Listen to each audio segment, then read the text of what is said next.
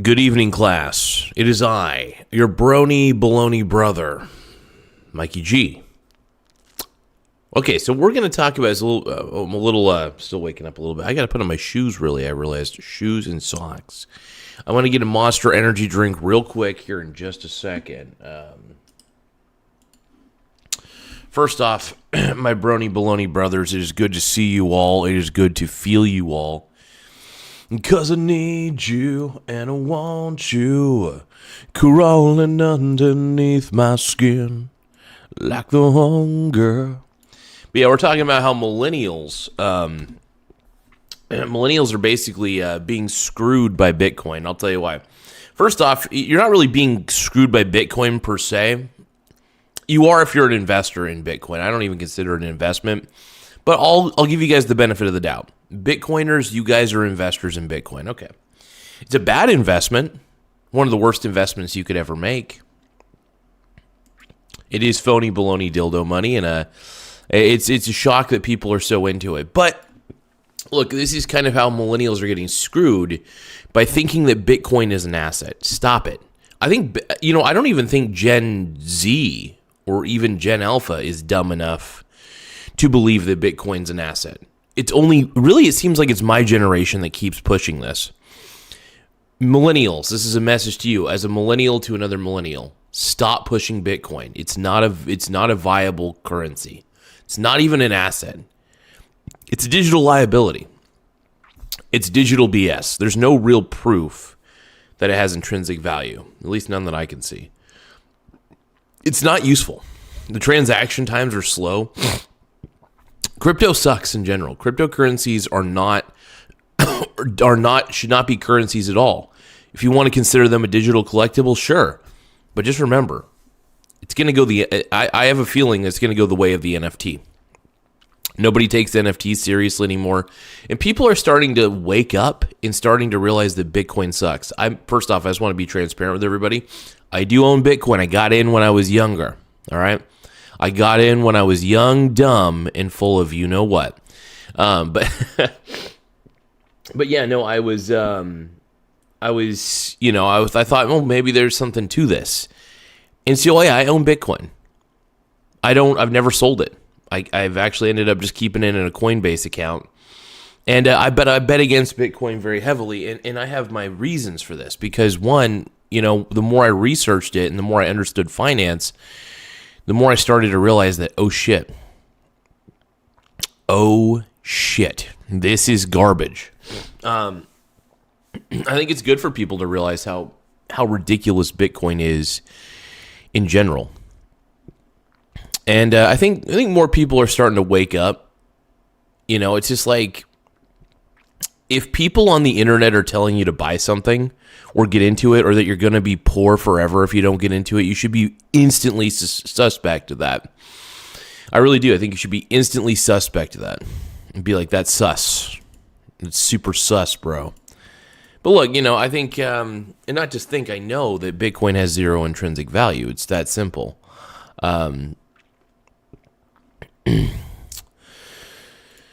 We live in a world where people think it's a smart asset. They think it's a long-term asset, but really, in all reality, it's a gambler's ploy. It's what gamblers use. It's what bad people. I think bad people are into Bitcoin. I don't think good people are into Bitcoin.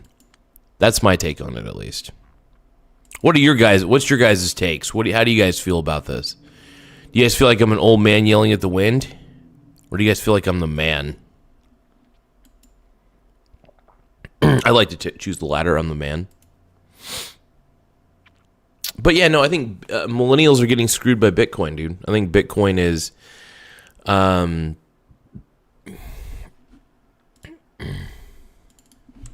think scammed. Scammed is a better word. I like that one. I think they're getting scammed. My ploy to young millennials, to all you millennials, you're not really young anymore, but yeah. ET says more like shitcoin. Yeah, Bitcoin is clickcoin. Bitcoin is dumb. Millennials need to realize, man, that they got. It's the weirdest thing. Like, millennials seem to be the biggest proponent of Bitcoin. Now, obviously, every age group, there's somebody in every age group somebody gullible that's gonna say that, oh, this is the future because it's technology, bro. Look, there's plenty of technologies that have come and gone. Not everything that is not every piece of software is brilliant software. Now, granted, I love the Bitcoin architecture. I think it's fascinating. I think it's cool. But as a piece of software, as a piece of decentralized software, I think it's innovative. But I don't think it's money. And that's the difference. You could think something is impressive on one hand, but you can also realize it's not what everybody claims it to be. Everybody claims that Bitcoin will replace the dollar, or Bitcoin's going to be the real digital currency. It's like, dude, the transaction times are atrocious with Bitcoin. Yeah, atrocious. Like, as much as I love decentralized products, I don't want a decentralized product like Bitcoin to be the outstanding currency. I don't want that. I think it's a bad idea. I think it's stupid. If we're gonna be frank with each other. Make sure you guys give this stream a like and subscribe to the stream as well. So subscribe and like. But look, I mean, how do you guys feel about Bitcoin? Do you guys feel like it's a scam? I mean, I think it's one of the biggest scams ever encouraged, you know. It's unfortunate. I think it's sad that we've considered something that is a scam to be real. That's the most unfortunate part about it.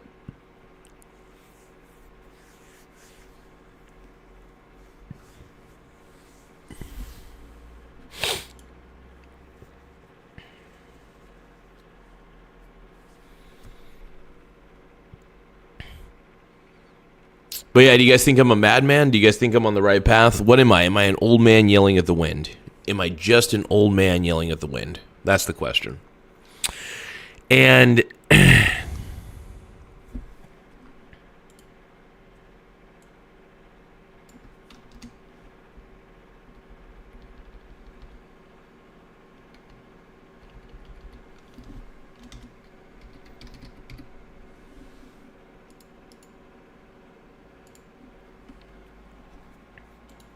But yeah, millennials, I think, are getting screwed by Bitcoin.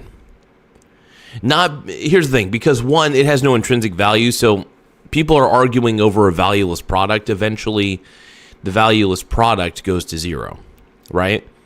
The market will eventually have to deem Bitcoin at zero because Bitcoin is valueless. I believe there's a cap to how high Bitcoin can go. Yes, exactly, ET. There are way better things to invest in. For example, here's the thing, you know, people can dog on the stock market as much as they want, but at least you're investing in actual companies, right? If I'm investing in Bitcoin, I'm investing in a string of data. Like, I'm trading my money away for a string of data. When I'm in the stock market, I'm trading my money away for actual ownership, right? I would choose actual ownership any day of the week, if we're going to be honest.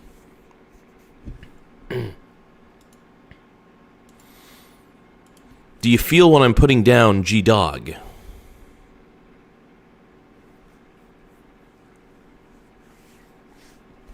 But I think people see where I'm coming from on this.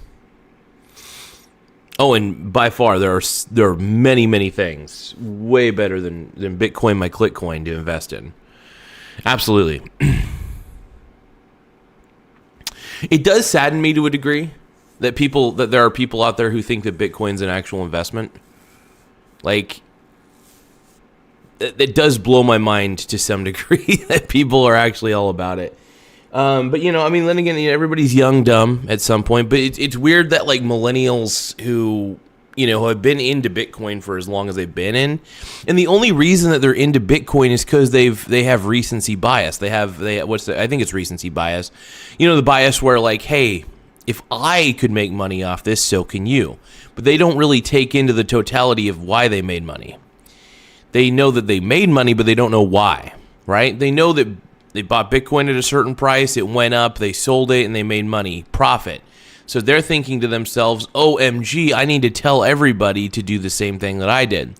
Little do they know that Bitcoin, is part of greater fool theory. The only reason they made money because there was somebody dumb enough to actually buy what they were putting out there in the market, right? So there's a level of idiocy that goes into all this.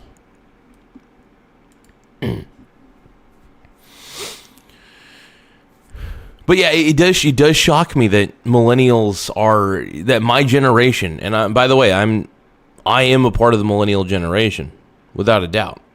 But it's funny that we attain value to something valueless, right? Bitcoin is valueless. It absolutely is. And I've been preaching this message for a while. Now it's finally coming to fruition that Bitcoin is down. It's John Shaw says it's 2025 and you still don't understand crypto. Actually, John, quite the opposite. I'm the one who understands crypto. That's why I bet against it. So here's the thing. I have made more money betting against Bitcoin than money actually owning Bitcoin. So I've owned Bitcoin. I still own it, by the way, because I got into it real early. But I realized that it's a Ponzi scheme, so I bet against it. But dude, you don't understand crypto. John, if it's 2025 and you still invest in crypto frequently, you're an idiot. Nope. First off, Bitcoin has an intrinsic value of 0. Anything with an intrinsic value of 0 eventually goes to 0. It is not a good time to buy Bitcoin at any price because you want to know what? The only thing you're trading your money away for is a string of data. Bitcoin is obsolete. All cryptocurrencies suck, by the way. And yeah, I've studied cryptocurrencies and I came to the conclusion it's not money. It's not good. It's not a good replacement for money. It'll never be a replacement for money. And if it is, God help our souls for actually getting into a Ponzi scheme. It's a part of greater fool theory. You basically buy into it and then hope that somebody else out there is willing to buy what you bought at a higher price. It's greater fool theory 101. Because anything with an intrinsic value of 0 eventually goes to 0. We're seeing that with Bitcoin right now. Bitcoin is going to go the way of the NFT. Nobody takes NFTs seriously. Dustin says, every time Bitcoin goes down, this guy thinks he's a genius. He just doesn't understand crypto. But he owns Bitcoin. Yeah, I do own Bitcoin. You want to know why I own Bitcoin? Because I got into it early when I was stupid. All right? When I was young, dumb, and full of cum, I got into it. Right? I got into Bitcoin when I was stupid. And I never sold it. So I was like, since I still have this Bitcoin, is there a way for me to profit off of holding it? And I realized I should bet against it because every time it went on a bull run and had a downturn, I made a profit because I was swing trading things like the Biddy and the SBIT. Let's see. Lawn care lover says, well, if Bitcoin's a Ponzi scheme, what does that make the US dollar? The US dollar is technically a Ponzi scheme too because it's not backed by anything. It's backed technically by our military and our promise as a nation, but that's about the extent of it. So, yeah, U.S. dollar isn't backed by shit either. By the way, Bitcoin and the dollar have one big thing in common. You want to know what that is? The Bitcoin and the dollar are both fiat. You heard me. The Bitcoin and the dollar are both fiat. Once again, I'm going to repeat that. The Bitcoin and the dollar, in my mind, in my opinion, are both fiat currencies. They're both fake. I don't save dollars. I don't save Bitcoin. I save my assets. I save my stocks. I save the gold, the silver. I save bonds. Even though bonds are not very inflation-proof, by the way, I still like the guaranteed yield, or at least the virtual guaranteed yield. It's kind of nice. Yeah, the dollar is worthless, dude. Dollar is worthless. I preach that all the time. I don't save dollars. I don't save Bitcoin. I think the dollar and Bitcoin are terrible. Why am I lying, dude? You afraid of the truth? Dog Eat Dog is saying, so then what is any... So currencies are actually a bad thing, in my opinion. You know, when the dollar was backed by gold, it was actual money. Because you could trade that money, you could trade that dollar in for gold. Now you can't just do that with the government. So because the dollar isn't backed by anything, currencies are absolutely useless. And there's no reason to hold currencies for a long period of time. Currencies are flawed. Do you see what I'm saying? The moment that Tricky Dick Nixon took us off the gold standard was the moment that if you save dollars, you're an idiot. If you save dollars, if you save Bitcoin, if you save any crypto, you're a fool. You are a part of the fool. You're a part of the problem. And I know that's hard for people to comprehend, especially considering most of the people who are gooning on these vertical lives are promoting crypto. I'm not. I am the anti-crypto channel. I am the anti-crypto channel. I can't help it. When I see a Ponzi scheme, when I see a scam, I'm going to call it out. And I see Bitcoin as in all cryptocurrencies as the greatest scam of all time.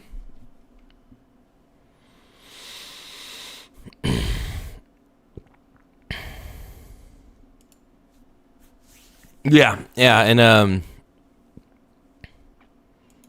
no, look, I still have dollars, by the way. Whatever currency is the predominant currency, I still have dollars. I don't have a lot of dollars. Do you want to know why? Because I'd rather be asset rich than cash rich. So there's a difference between being cash rich and asset rich. I have a lot of stocks. I'll tell you that. I'm very, very diversified. And the only reason I'm diversified is because my penis is tiny and I overcompensate with a very large portfolio. All right. What makes rocks and metals worth anything? It's their usefulness and utility. So, for example, gold has a lot of usefulness and a lot of utility besides just simply being a gold bar in a safe. You can use gold in consumer electronics for certain parts.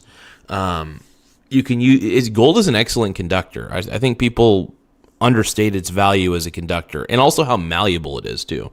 I love gold. I think gold is fantastic. Yeah, it's all about utility. You can measure gold and silver's intrinsic value based on its utility alone. Now, I'm not saying that you should just look. None of this is financial advice, by the way. It's all for education and entertainment purposes only. Talk to a financial advisor and see what's right for you. But I'm pretty sure any financial advisor worth their salt is going to tell you that Bitcoin's a scam. I would hope they would. And if they don't, I'd be highly suspect of that financial advisor. He doesn't own a house. I bought a house. No, the reason, by the way, Dustin, the reason that you bought your house is because you got into crypto early, right? Some sort of cryptocurrency. You sold at a higher price to somebody dumber than you. And then when you sold it, you were able to buy a house with US dollars. That's what you did. You didn't buy a house with crypto. And if you did, holy shit, that's funny. Show the stocks. This guy is doing comedy. He doesn't believe what he does. No, I believe. No, this is not comedy. I believe. First off, this is 100% real. I have a very nonchalant attitude, but at the same time, I got to tell you, man, Bitcoin is bad. Bitcoin's bad, dude. Bad. It's terrible, man. Look, Bitcoin sucks. I don't understand why anybody would be into it. I really don't. I think that it's just a big old scam.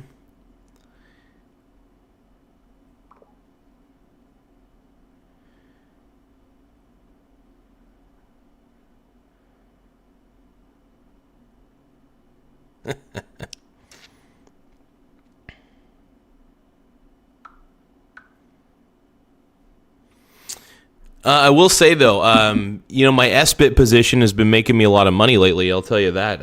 More money than I would have ever anticipated. But, my bet against Bitcoin, I feel, is very valid. And where it's at right now, you could say, oh, buy Bitcoin on the dip. I actually have been buying a little bit of Bitcoin just in case, because I know how you fools end up getting back into Bitcoin eventually.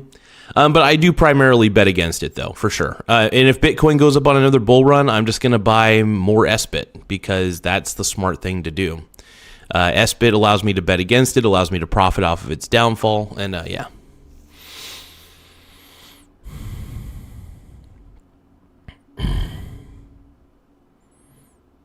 I mean, here's the thing, man. People don't realize that you can invest in the entire world. So I want to put this VOO equals, I'm just going to type this in the chat, S&P 500. ETF. VT equals entire world market ETF.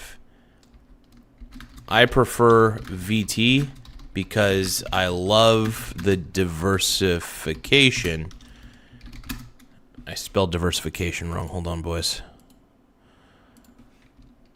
I don't know how to spell. Diversification. And the safety net it brings. Also, I love swing trading the VT. That's another thing I want to say. So swing trading the VT is, so if you guys, truth be told, you can have an entire portfolio that just has one ETF, and honestly, VT would give you the diversification you need. So if you're starting in investing, honestly, starting with the Vanguard Total World Index, ticker symbol VT, isn't a bad way to go because you're getting exposure to over 10,000 different companies. 60% of the fund contains U.S. stocks, and then 40% of it contains international.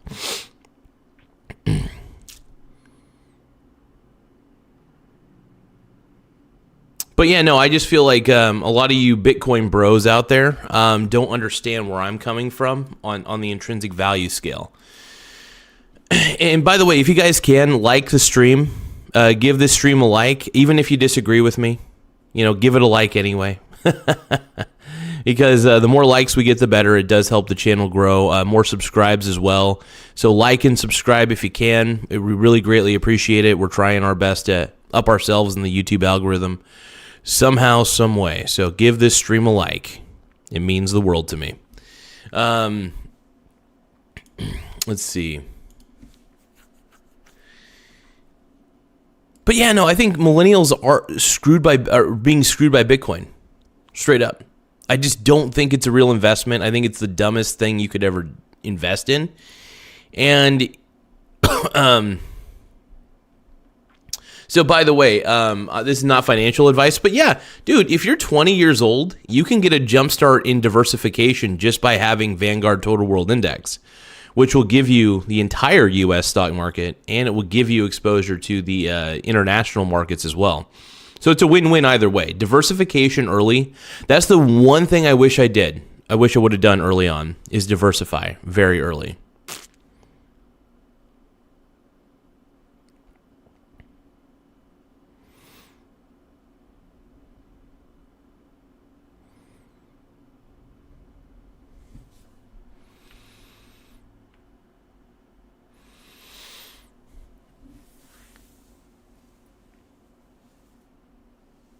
Ugh.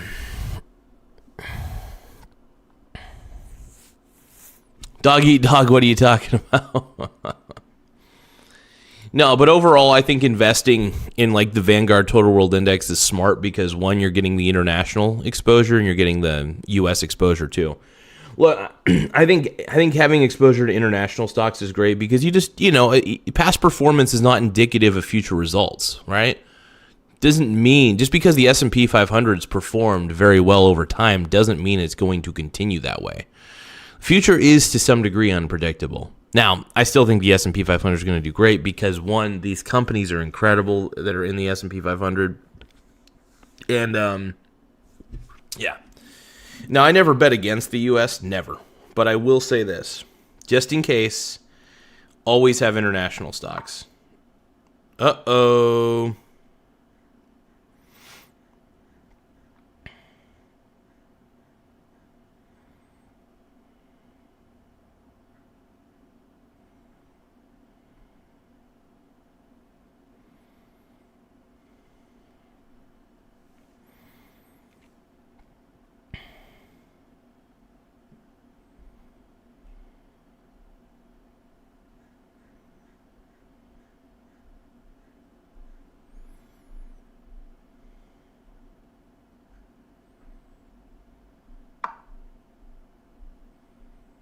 Hold on.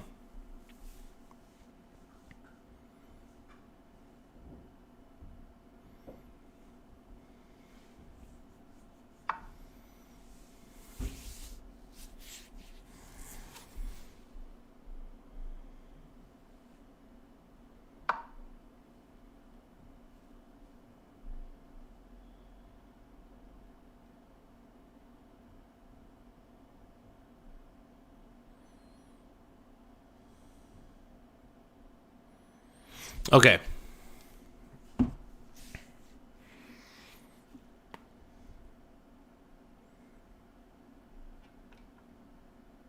Actually, free speech is you can honestly say anything you want, just to let you know.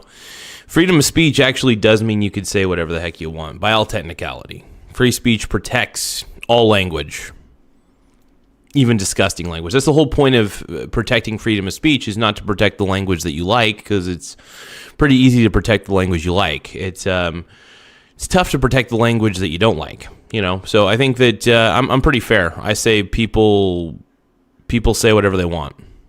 Like, I don't think it's good to say. I don't think it's a good thing to say certain things. But you know, if you want to say them, you guys go for it. Chat has free range.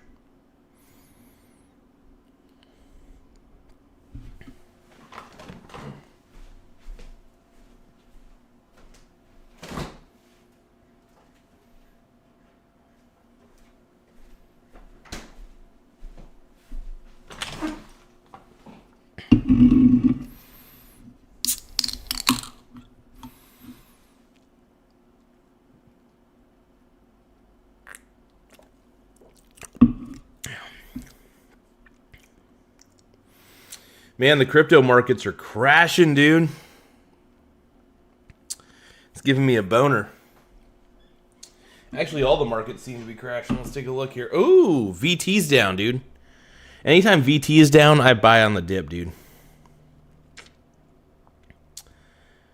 Oh, wow, 136.31. Absolutely, that's a buy.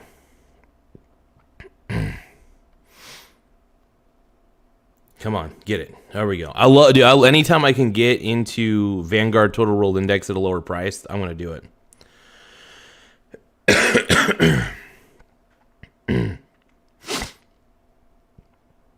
Without a doubt, dude.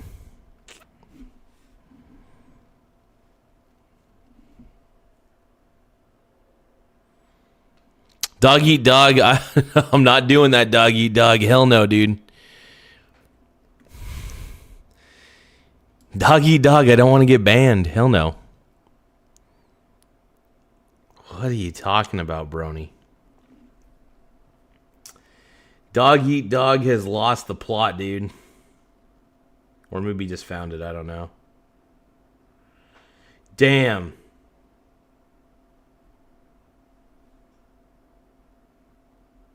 All right, I'm going to sell some SBIT. I'm going to buy some SBIT. Here we go.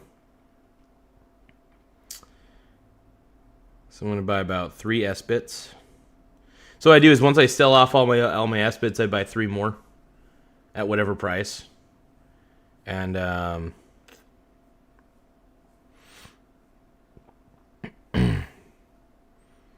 start from scratch on the SBIT. Yep. I think SBIT's a valuable investment. I think it's the realest investment you could ever have.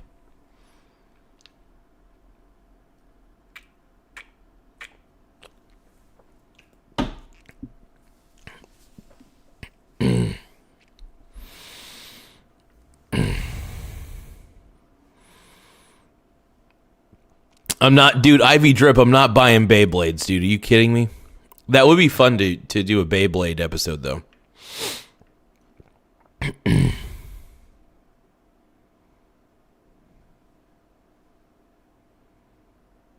The internet went down the other day.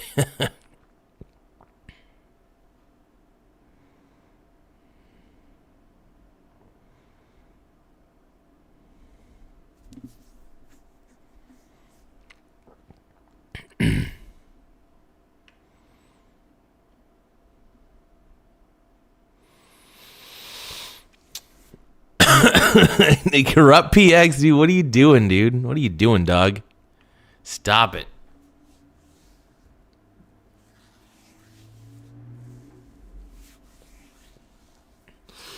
People in the chat are insane, man.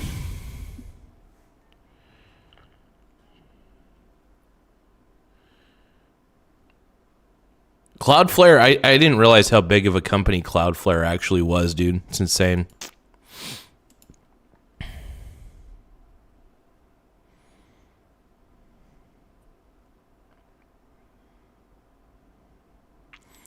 Sure, dog eat dog. I have no idea if that gives you a pass or not, dude. I have zero clue.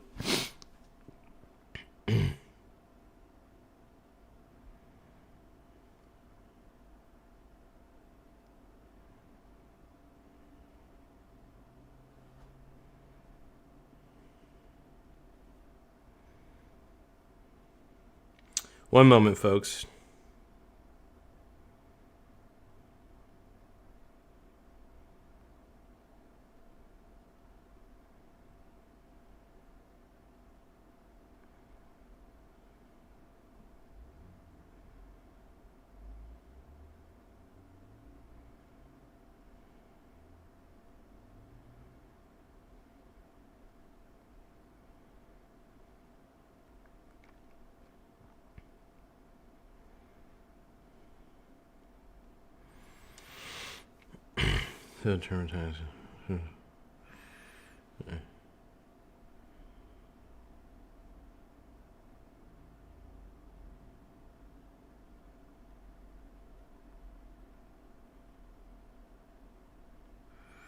Cool.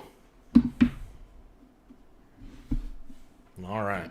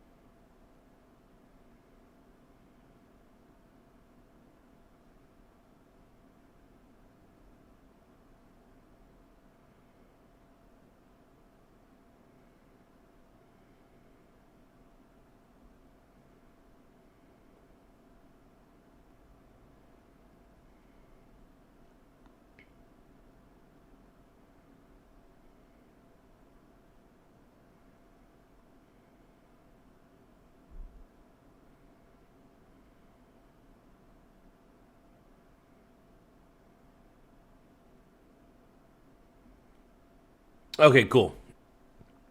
Well, sorry, I needed to.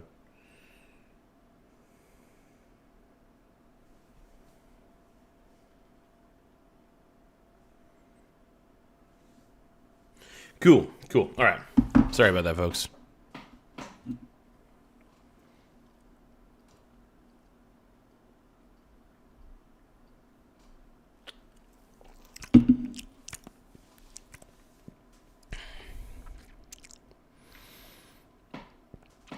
Timothy, what list are you talking about, bro?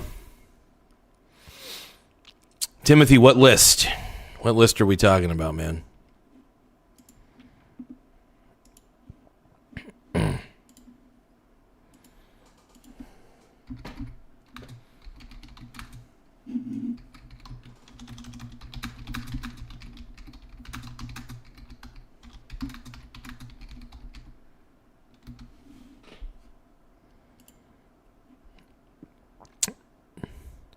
Tim Smith says developing Bitcoin to hit 300. That's the worst prediction I've ever seen, Tim. Don't do that. That'd be hilarious, though. Honestly, if Bitcoin hit 300,000, I would, as the bull run would continue, I would continue to bet against it because that crash would be of epic proportions, and I would make so much money off of a crash like that. BRB, got to use the bathroom. LOL. I'll respond to you guys in the chat.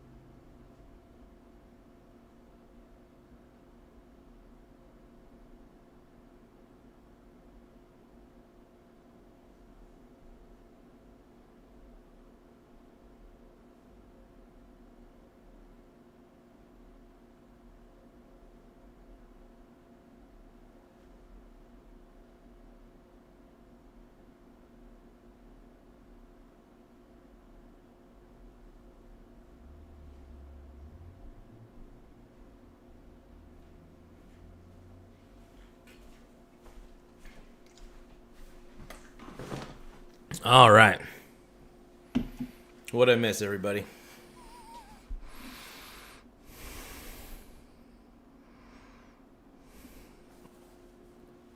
All right, boys. What's up, dog eat dog?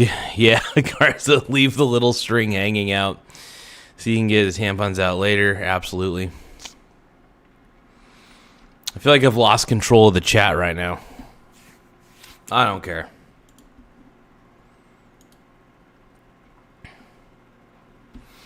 It sure does. It sure does. All right, I'm back. Zaddy's back. Make sure you guys hit the subscribe button in the upper right-hand corner. And tap the subscribe button, tap the like button. It does help quite a bit. My brony brothers. Let's go.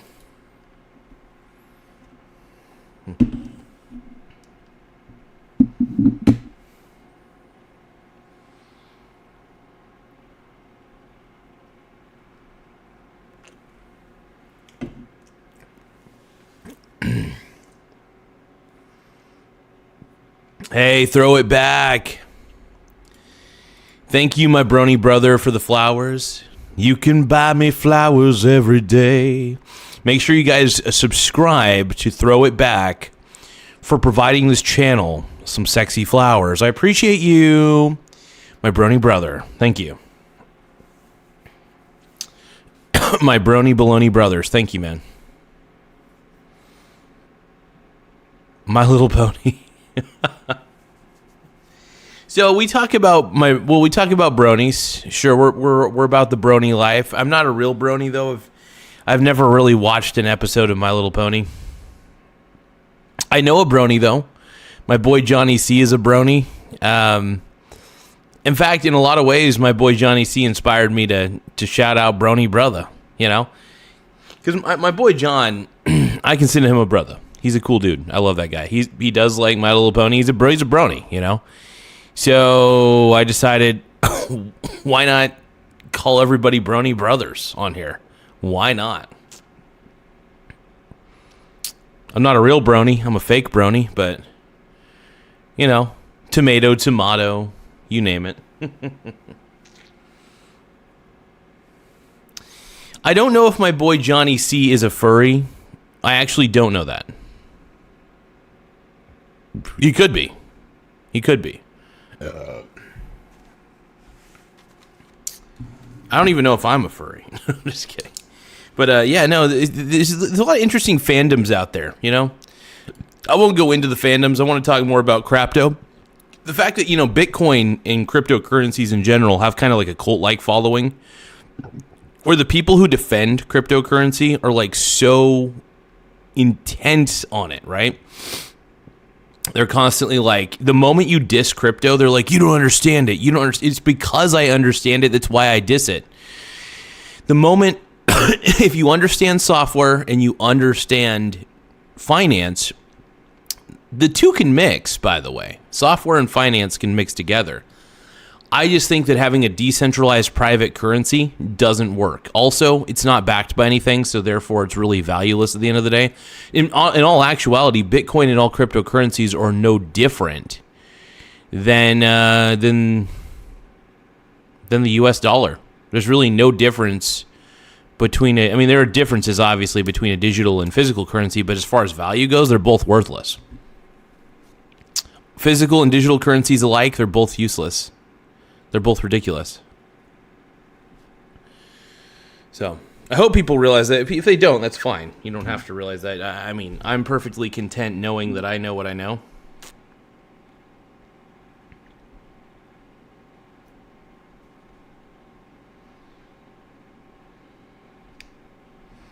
Does this even work? Hold on.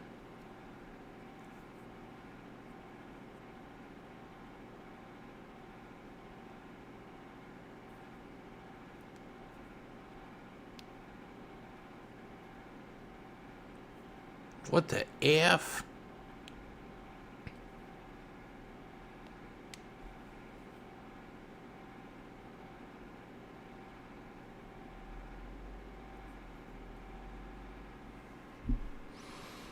Combo breaker. Yeah, I'm an anti-crypto channel, dude. I'm very anti-crypto at the end of the day. To a very heavy point, man. I don't like cryptocurrencies. I do think that they are ridiculous. I guess personally, I just don't understand the appeal. Wogs. Not sure what you're saying there, bud. What are you saying? Wogs?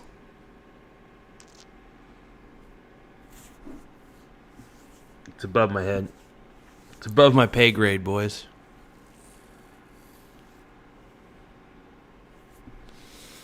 Yeah, I'm being a little normal. I'm not really being normal. I mean, I'm being, I'm anti-crypto, which honestly I think the world is finally seeing what I see in cryptocurrencies, and that they're ridiculous, that they suck. But yeah, Bitcoin crashing makes Zaddy a lot of money, dude. My boy Ty Lord says, Zaddy. What does... Yeah, dude.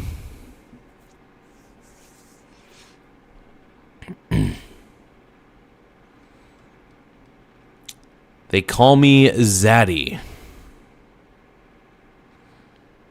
Dog Eat Dog says, Paul is a little British.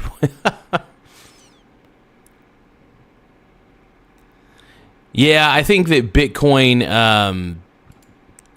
needs to go away.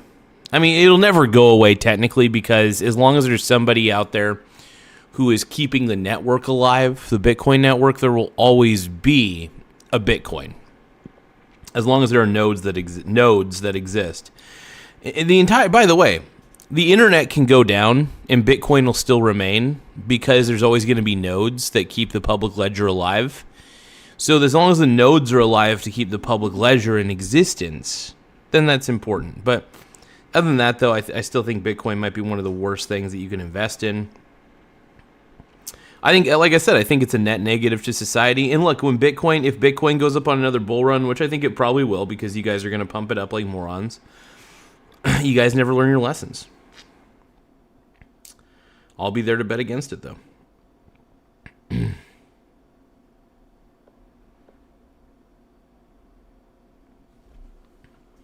Dude, I love betting against crypto, dude.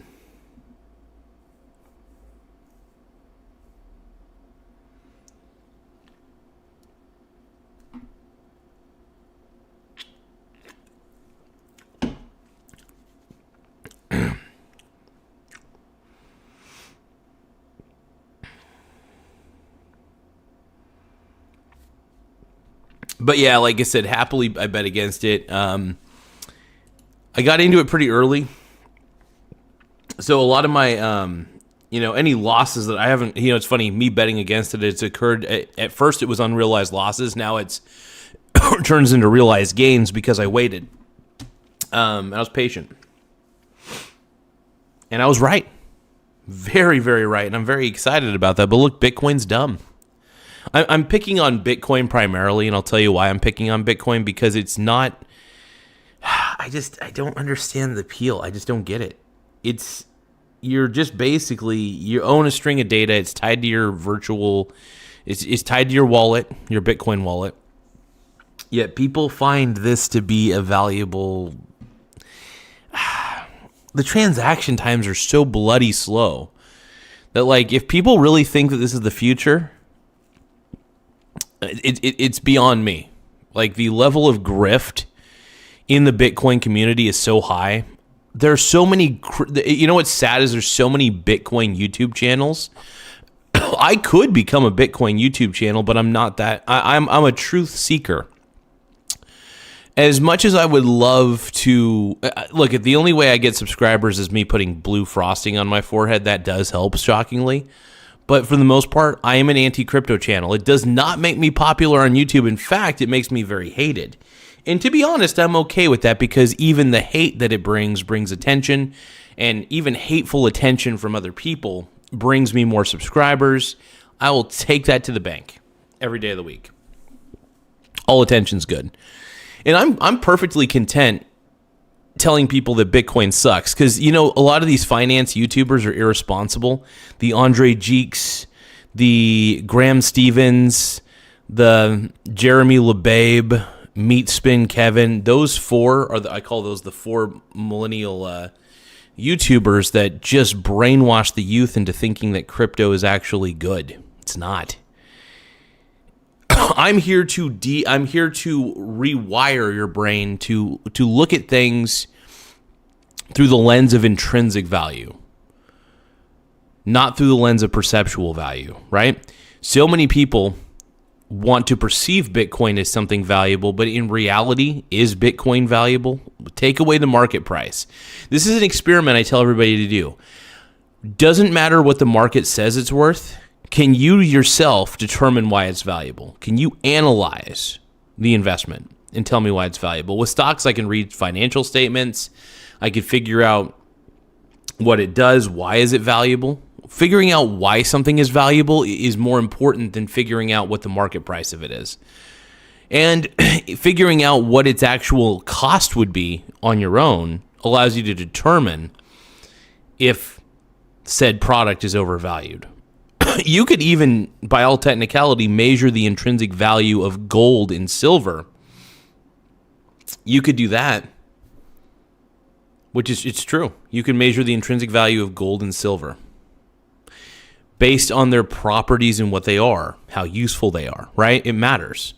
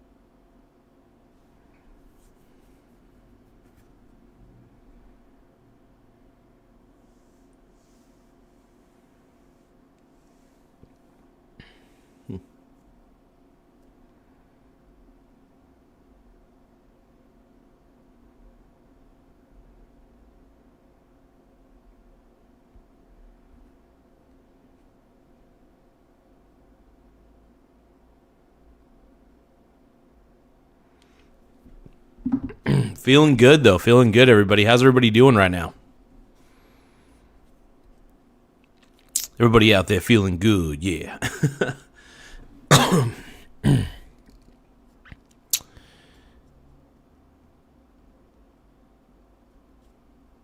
So, kind of accurate says, I believe silver has more value than gold due to its uses. Okay, I can see that, because if there's a high demand for silver, for example, that could push the market price up a lot, because, you know, silver's rare. I don't know if it's more rare than gold. I would say silver's still pretty rare, though, because it's a precious metal. Yeah.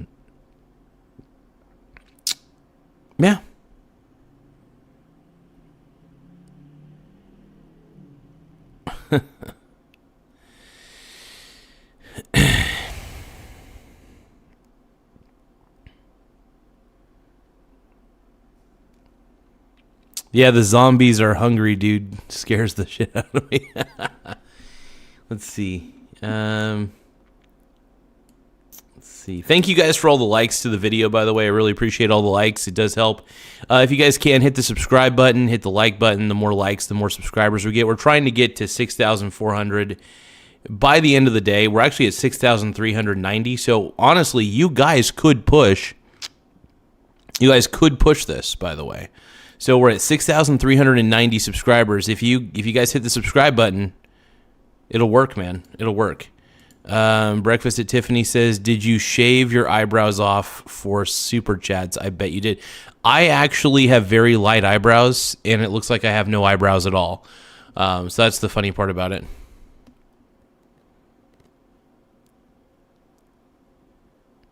Ain't nobody got no brains, says Dog Eat Dog. Oh, my God.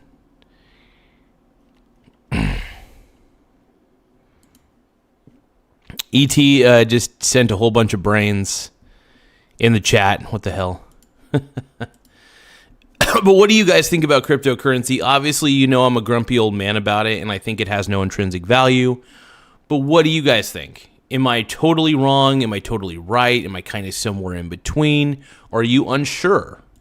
Well, do you guys have any interesting takes on it? If you don't, that's okay. But if you do, how do you feel about it? How does it feel?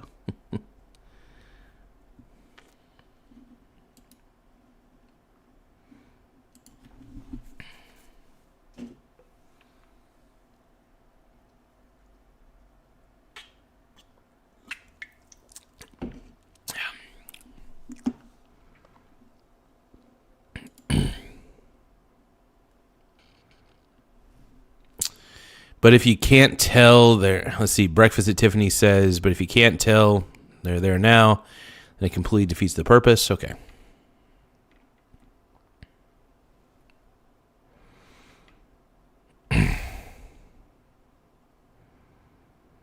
How overweight are you, Gaza? I'm about 6 foot. I'm roughly 6'2", and about 250.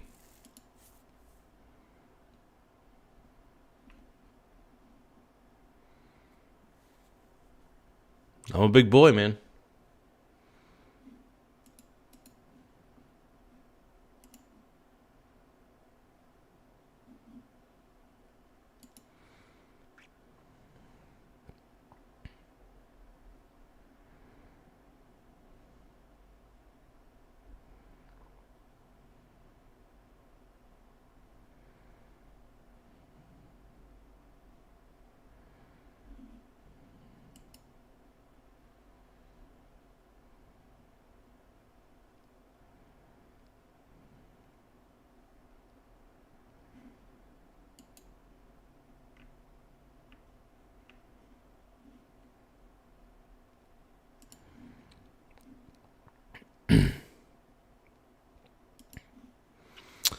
So Dog Eat Dog is saying, man, Garza, you are a G for real. Hell yeah. Thank you, Brony. I appreciate it, my Brony Baloney brother. Thank you. I try to be a G. I'm a total G-dog. I think. Oh.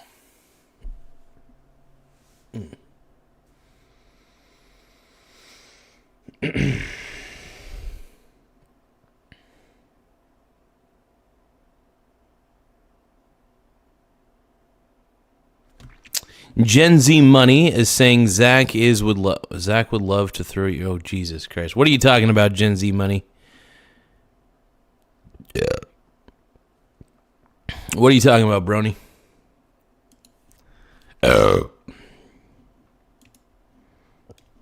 What are we doing here, folks? What are we doing here?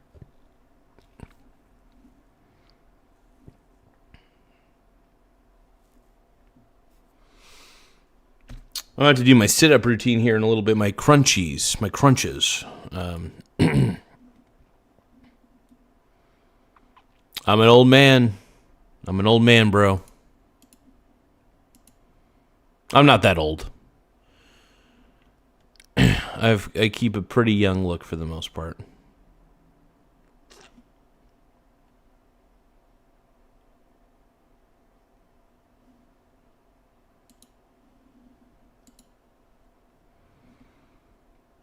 Let's go. Hey, make sure you guys hit the like button. Tap that like button. Tap the subscribe button as well. The more subscribers we get, the better. I think we can get to 6,400 subscribers during this stream, by the way. So if we can get to 6,400, that would be excellent. If not, no big deal. We're only 10 subscribers away from hitting the 6,400 marker. So I want to say thank you to everybody who's contributed. So yeah, just hit the subscribe button. We'll be on the right path, you know. But yeah, no.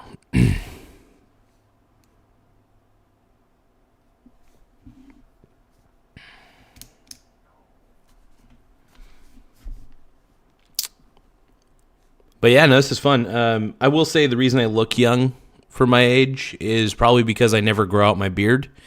I consistently shave my beard, so I look younger than I should. So But yeah, overall, I think what's on the docket, I plan on doing a few live streams today. I do need to pre-record at some point the Secret Show episode 5 for members only. So just want to let you know, there is a members only show. So if you guys do become members, which is like only 99 cents a month, you get the Secret Show, exclusive show only to members. So it's a fun little experience. I enjoy shooting the show because I get a little looser because I know that you guys already know me. You guys already subscribed to me as I am, so I try to just be honest in all these, but I go a little deeper into certain subjects. I go into the mindset, kind of how I feel about certain things, like for instance, I talk about like my swing trading adventures, the things like that.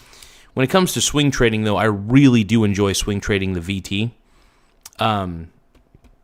mainly because it's a great vessel, it's a great medium.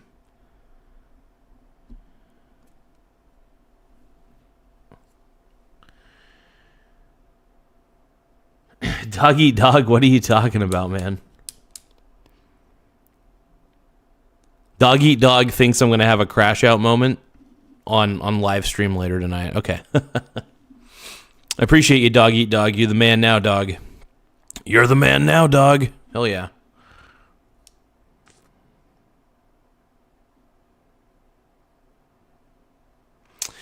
We typically talk about investing on The Secret Show. The Secret Show goes into more investing topics that I think will help you out as an investor. I'm not a financial advisor, obviously, so it is for entertainment, educational purposes only.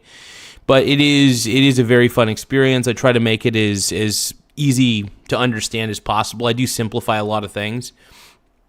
But my investment strategies are not that hard. They're meant to be simple, not only for me, because sometimes I can be a simpleton, but I wanted to have an investing philosophy that not only I could use, but I could teach others, because I enjoy teaching people, man. There's a part of me that really enjoys being a teacher. So doing these live streams does, in a weird way, allow me to teach while also allowing me to entertain. So teaching and entertaining is kind of up my alley overall. It's something I feel like I was born to do. If that makes sense. Yep. Just like Professor Oak said, KISS, keep it simple, stupid. Exactly. There's no reason to, I think we tend to overcomplicate things. You don't want to simplify it to the point to where it doesn't work anymore, because you could simplify something to a point where it just doesn't make sense or it doesn't work. Right? So even Einstein said it best. I'm misquoting this. No, teaching isn't advising, it's education. I let people know my way. It's not advice, though. I allow people to think for themselves. I'm not telling people that this is how they need to believe. I'm not telling people what they need to believe. Natalie, no, I don't ever plan on becoming a licensed teacher. I would not want to deal with high school students at all. I don't want to deal with any student. I don't want to deal with anybody. Like, I prefer to teach people who are at the bare minimum in adult age. I feel like it's tough to teach anybody in high school because their brains are not focused that way yet. I mean, you can. I mean, hey, if there's somebody mature enough wanting to watch these shows and understand basic investing, that's great. And honestly, investing's not hard. The best thing you could do, in my opinion, is stay away from CNBC and Fox Business. I stay away from those channels for the most part because it just teaches you to be a gambler. It just teaches you to cross your fingers and hope for the best, which is not what you want to do, by the way. You do not, and I repeat, you do not want to cross your fingers and hope for the best. You want to know that what you're getting into matters, that it's not going to wreck your portfolio if it bellies up. That's why diversification matters in the sense that even if you know a company's good, you still want to have, you want to have more baskets, Instead of putting, the old saying, I kind of live by this philosophy, actually. Don't put all your eggs in one basket. Ergo, for instance, I have multiple streams of income, right? I've got my investments, the tubes. I'm not going to go over all of them, But you know what I mean. It's good. I have multiple streams of income. You want to know why? Because I never know when one of those streams could falter, right? Even though I'm pretty sure those streams will be fine, those streams of income will be good, it's good to have multiple streams of income.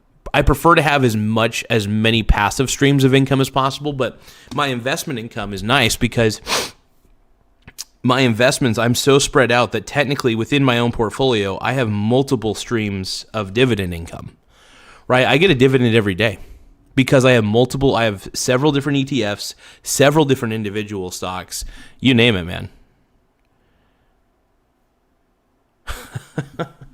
But no, I really do enjoy just, no, I wouldn't mind actually, one of these days, I wouldn't mind actually doing like what Charlie Kirk did or whatever, like just setting up a folding table, going to a college campus, sitting on the lawn and debating people on investing philosophy. That would be fun. He debated college kids on politics and stuff, but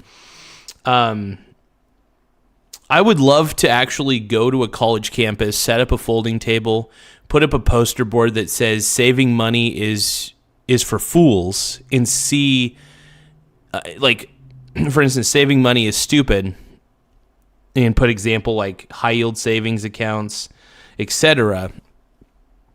I could say I would actually do saving is better. Sorry, I think the poster board should say investing is better than saving. Change my mind. Take that Steven Crowder route a little bit. No, dude, no.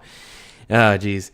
It would be interesting though to see what the result would be on a college campus and do it live. I would just bring my smartphone. I would probably just set my smartphone up on a tripod or something, and see what people would want to debate, or want to talk it out and hash it out.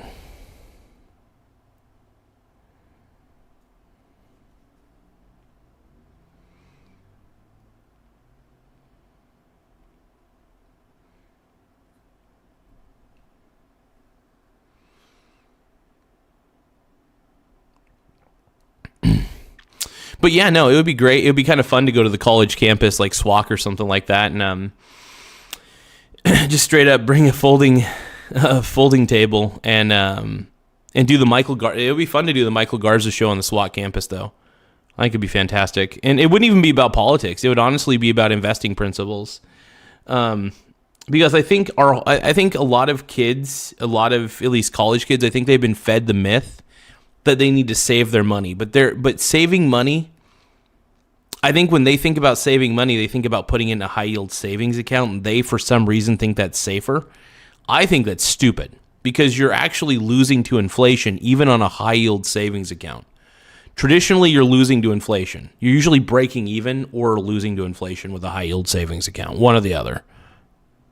So one of the reasons why I'm so diversified is because I want to at least either beat inflation or at the bare minimum break even, right? And here's the thing, man. I love swing trading the VT because you can make money through playing volatility of just about anything. And playing the volatility of an ETF is actually the safest, in my opinion, the safest way to swing trade equities.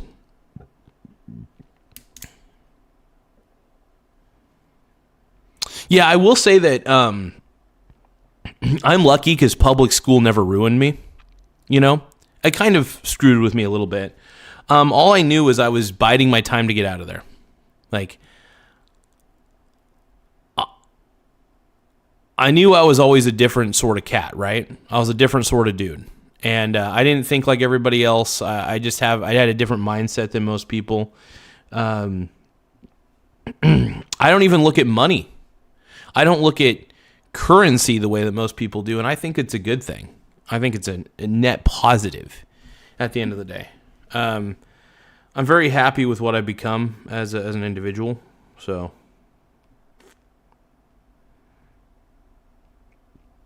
let's see what the market is doing real quick. Market's going back up. What do you know? What do you know? Oh my God. What do you have here? Oh, look at that. It's at 137. VT is now at 137.03. My last purchase was 136.32. There we go. I mean, I'm not a day trader, by the way. I'm a swing trader. So I do wait. I'll wait until the next day and see what's happening with it. I will say if VT goes down immensely tomorrow, then that'll be a different story. I might do an overnight trade though. That'd be interesting. But yeah, no, I own. So what I do is I swing trade the VT because it's like, for me personally, I want to make sure that I'm maximizing my profit. Well, and when I say maximizing it safely, though, right? I don't like gambling, and I figure if you're swing trading a diversified product, your risk actually goes down, right? Swing trading the VT is not as risky as swing trading an individual stock. If I'm swing trading Coca-Cola, which honestly, by all technicality, Coca-Cola is a fantastic company, but there's still technically more risk because there's an over-concentration, right? I could make money swing trading Coca-Cola, maybe not a ton, but I could, right? I could swing trade its volatility, blah, blah, blah, set a certain amount, keep a certain amount of cash on the side, buy the dip, sell on the upswing, blah, blah, blah. So instead, though, I prefer to take the safest route possible because, like, let's say a massive market crash happens, but it's maybe isolated to just the U.S., but not the international stocks, right? Sometimes, as a result, international stocks will go up and U.S. stocks will go down, depending on the circumstance. Sometimes they move in unison, right? Either way, I want to buy the most diversified ETF on the dip. That's my process. That's my thought.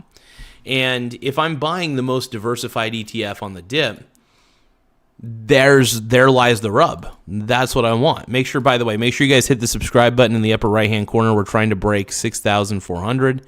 We're at 6,390 subscribers currently, which is incredible, by the way. I really appreciate everybody who's contributed to that. But yeah, it's incredible.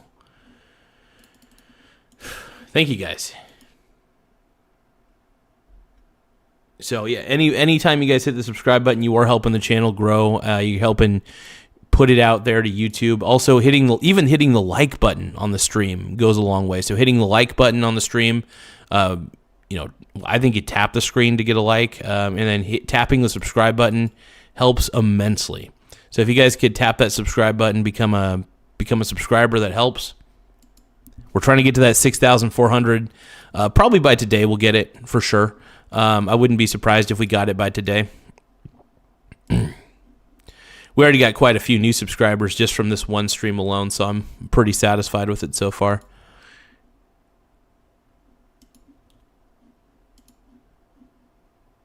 But yeah, anyway, so let me see here.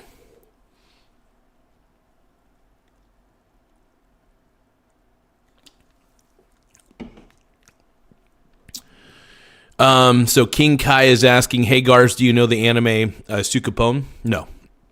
I have never heard of that anime before. Can you give me a brief summary what it's about? I mean, I guess I could look it up. Actually, I'm afraid to look it up because anytime the chat suggests an anime to me, it's usually pretty creepy. It's usually weird and a little bit sus, as the kids would say. It's sus. Oh, hold on. I think I might have fixed the problem on this thing. Hold on. So I'm using my fancy little pen, my stylus. Or stylus. There we go.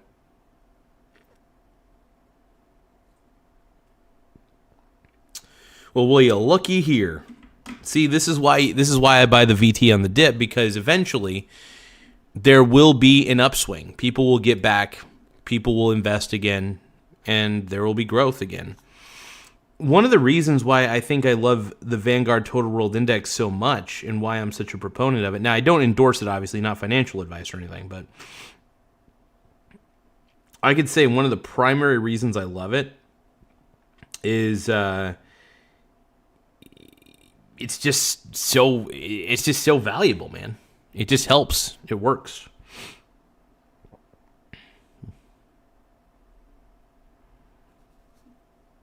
Oh man, I think all the markets are going back up.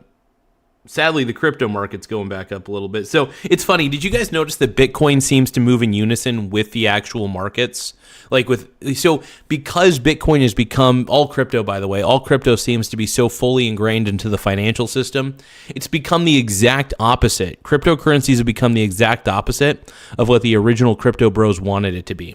So, what's the irony is people say like Bitcoin is financial freedom or whatever. Honestly, it's financial slavery, because pretty much only the whales, is what they call it. The whales own, and that's the big pockets, the big money pockets.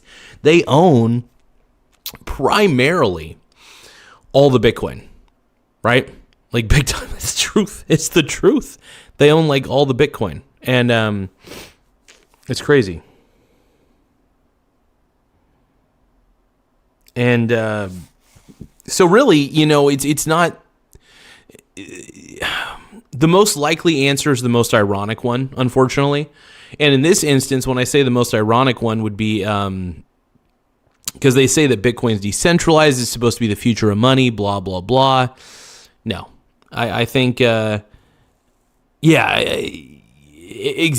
And I don't think there's going to be a widespread adoption of cryptocurrency, because the problem is the values fluctuate so much because nobody can agree upon the value itself, because it's valueless in principle, right? So because it is so valueless, you can't really truly agree upon a value itself. Does that make sense? I hope it does. The agreed value is just not there.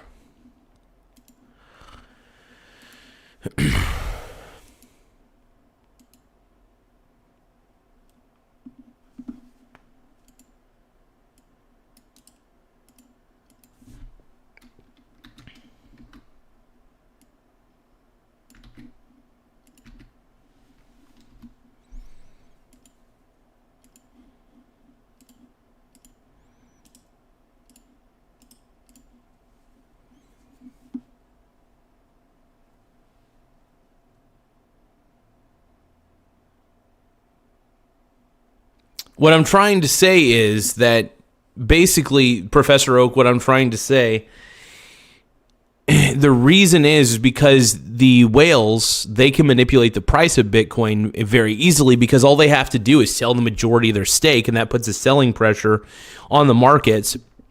It's very easy to manipulate the crypto markets because, one, there's no regulation. Two, the whales can either do mass selling or mass buying, because they know that the retail investor is going to panic. And because the retail investor panics, because pretty much the other people who invest in Bitcoin are gullible people. I think if you're an investor in Bitcoin and crypto and you believe in it, I think you're gullible. I'm sorry. It's a little judgmental. I get it, but it's just the truth. It's my truth. And I do honestly consider cryptocurrency to be a form of fool's gold, without a doubt.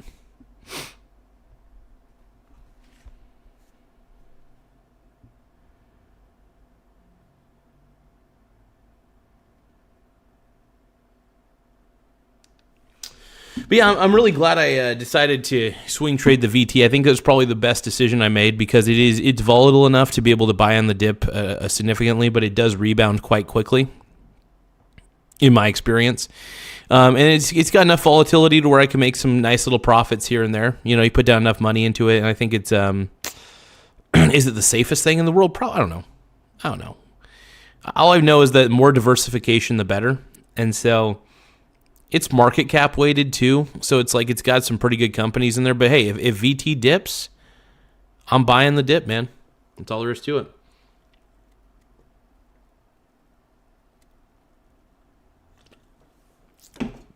Now, one of the biggest questions on people's mind is there an AI bubble? Or the valuation of these tech stocks a little too high? Yeah, without a doubt, man. Some of these are just, Palantir is like 600 times price over earnings. It is overvalued by 600 times its actual book value, and that's pretty depressing. If you think that getting into Palantir now is a good thing and you think it's a long-term investment, I don't know. I think it's a great company from what I've heard, from what I've seen, but I don't think I think that overvaluation is criminal. You know what I mean? But I will say, like, another The most irresponsible CEO of all time, Michael Saylor. Micro wiener strategies, man. I'll tell you, any other CEO would have been thrown in jail if they had done what Michael Saylor is doing, right? What Michael Saylor has done to that company is wholly criminal. It should be wholly criminal. Make sure you guys tap subscribe and then tap the like button as well. Helps the channel grow. But yeah, I mean, look, if you're an investor in micro wiener strategies, fine, good for you. But at the same time, man, you got to try to be smart about this. I think betting against micro wiener strategies is kind of an interesting move too. It's something I've considered too. In fact, there is actually there is one that lets me short micro wiener strategies. Hold on. In fact, that would be a fun one to swing trade as well. Hold on.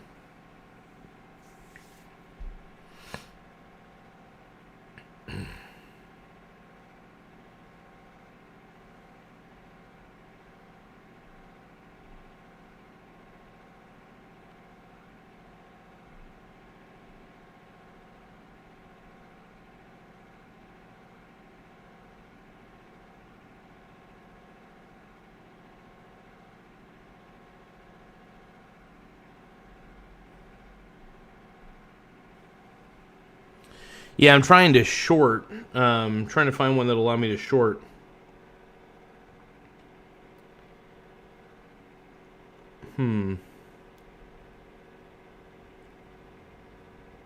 Oh shit, YieldMax has ones that let me short micro wiener strategies. Hell yeah, dude.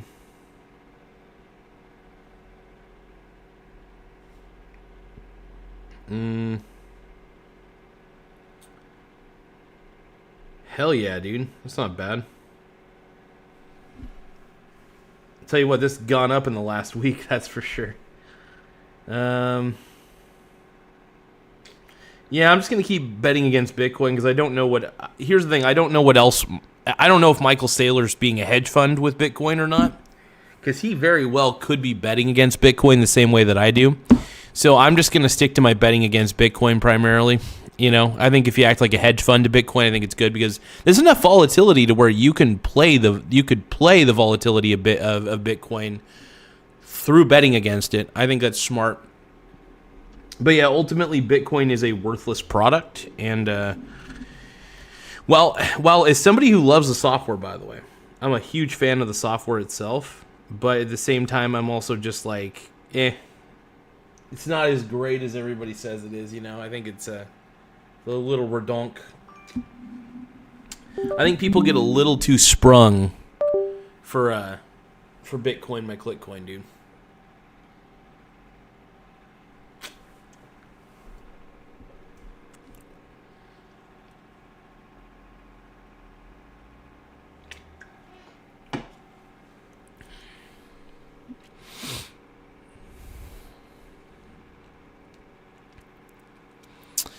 I think here's the thing, Zach. I think at any price, Bitcoin's overvalued.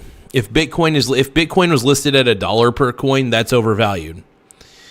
I mean, the proper valuation for Bitcoin should be $0 per coin. That should be the proper market valuation. So any price Bitcoin is at makes it overvalued because it lacks value in itself. It's just a string of data. So if Bitcoin were to, in theory, go to $300,000 or $1 million per coin, it would be dangerously overvalued.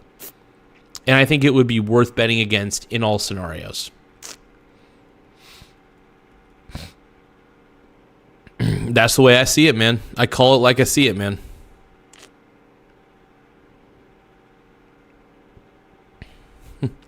But no, I do see Bitcoin as bad. I think it's bad for millennials. I think it's bad for Gen Z. I think it's bad for Gen Alpha.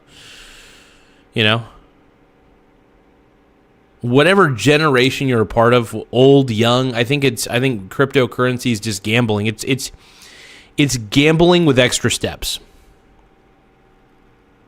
And it's honestly, it's greater fool theory in all actuality. I think you have a better opportunity profiting and gambling than in Bitcoin. That's my take. I don't know how right that take is, and it's not financial advice or anything. I think gambling's stupid regardless, so I would say do neither. I think that betting against Bitcoin has been my best play, for sure. It's been one of my more profitable plays. Took a little bit, but it ended up being my most profitable play. So I will happily bet against Bitcoin any day of the week. Any day of the week.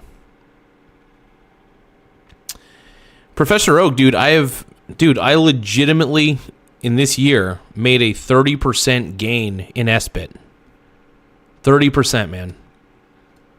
30 to 40, actually. I can't remember the exact amount. But either way, huge gains from betting against Bitcoin. All because I knew that it was in a bubble. I know that Bitcoin is in a perpetual bubble. And I'm fine with that. I'm going to bet against it any day of the week, man. I will always bet against Bitcoin.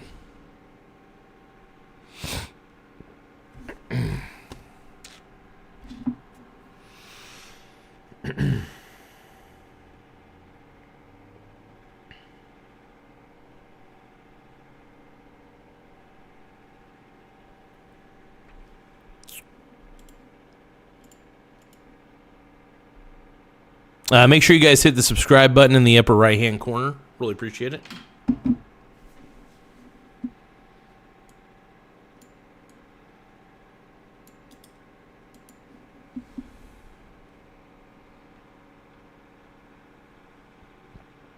You want proof? Look at the SBIT, man.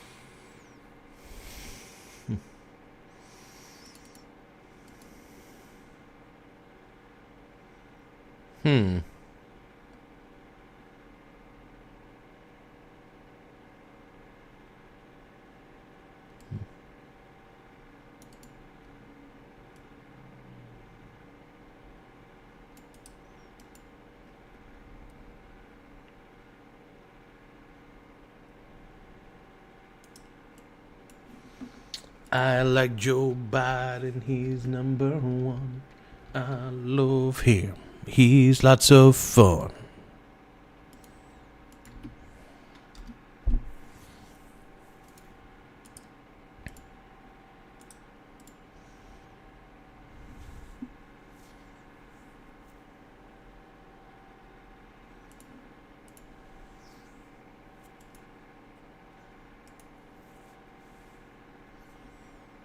A lot of love and affection, whether I'm right or wrong.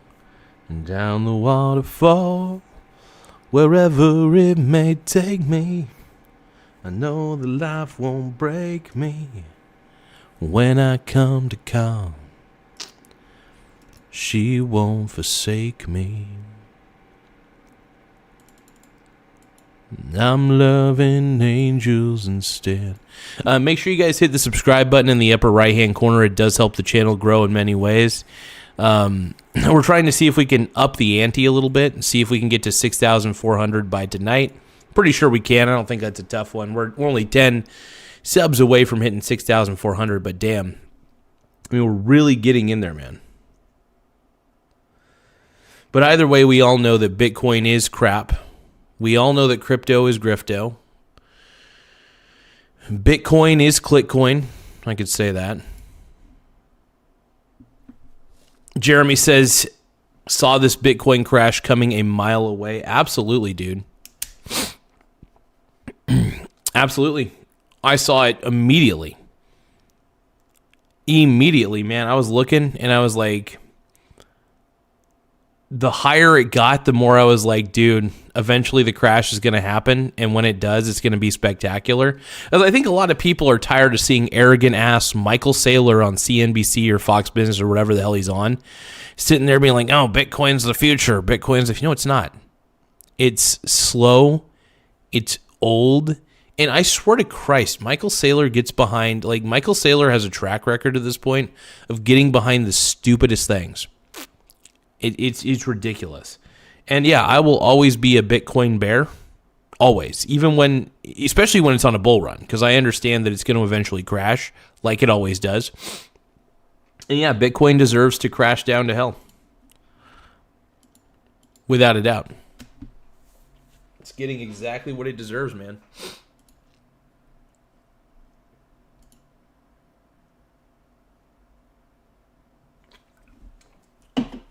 But yeah, I'll happily bet against Bitcoin any day of the week. Any day of the week.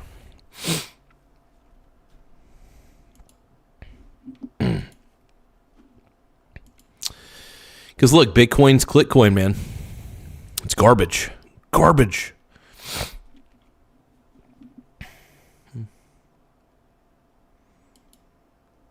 Sirkin is asking, doesn't everything go up and down, though? Yeah, without a doubt. What's your point?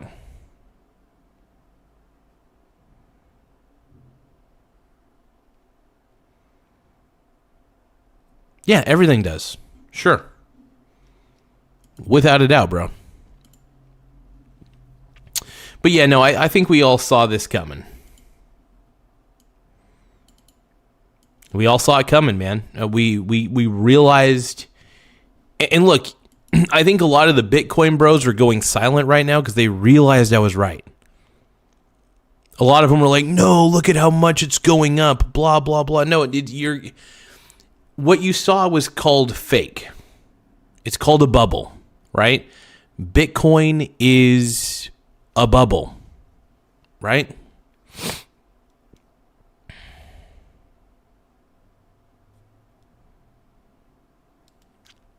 Oh, damn. So Jeremy is saying that he bought. So this is what Jeremy did. This is fascinating. Jeremy bought some put options on a Bitcoin 2x leverage ETF right when he saw it crashing down below 100K. Damn, you probably made some good money on that, actually. I mean, I got to admit, I've just been using the SBIT. I've just been buying shares of SBIT as Bitcoin goes up, right? I've been trickle buying into the SBIT. I ended up selling off all of my SBIT because I ended up making so much money off it. But I bought 3 more shares just in case. And if it crashes, I'll buy more. Like I said, I own Bitcoin already, even though I think Bitcoin's stupid. Hold on, give me a second.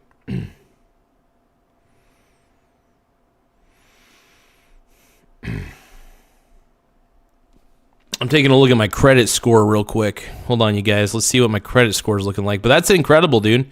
Jeremy, that's pretty baller, dude. Hell yeah. Good job, dude. Tim's Hideout says, buy Trump. No, dude, we're not doing that. I love Donald. I love the Donald. I think he's fantastic. But I'm not, all crypto's grifto, even Trump coin. All of it's grifter currency. All of it. And that's the one downfall about Trump is his love of cryptocurrency. I hate it. I'm like, come on, man. I don't think, and people who say that Bitcoin is sound money, just look at yourself in the mirror and ask yourself, what are you doing with your life? It's not sound money. In fact, if anything, it's not money at all, is the point I always make. Bitcoin is a string of data. The whole network is slow, by the way. I was looking it up. The transaction rates are slow, right? I would trust Visa or MasterCard to do a faster transaction. And they're centralized, obviously. But I would trust a bank more than I would trust this decentralized piece of garbage, right? There's just too many fluctuations, right?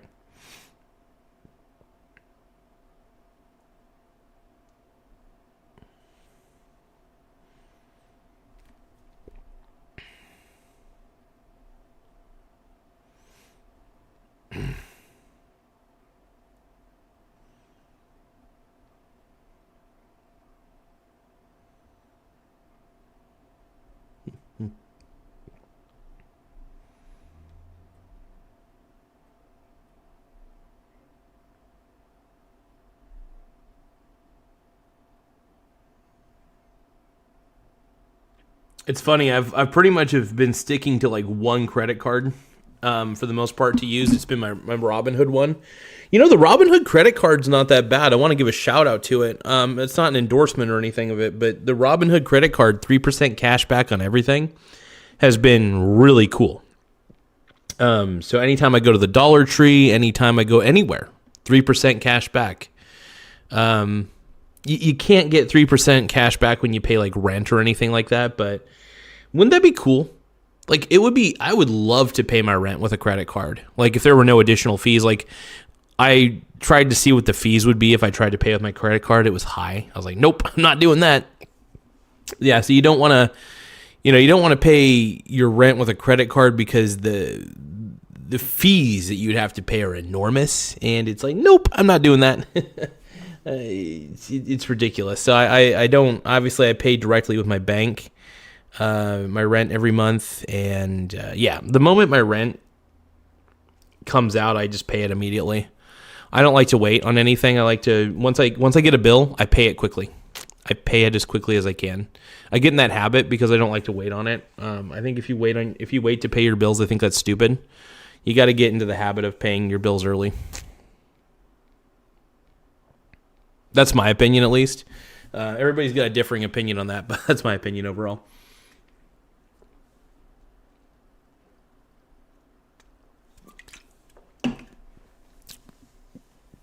But yeah, what do you guys think? Are you guys like crypto junkies out there? What are you guys all about?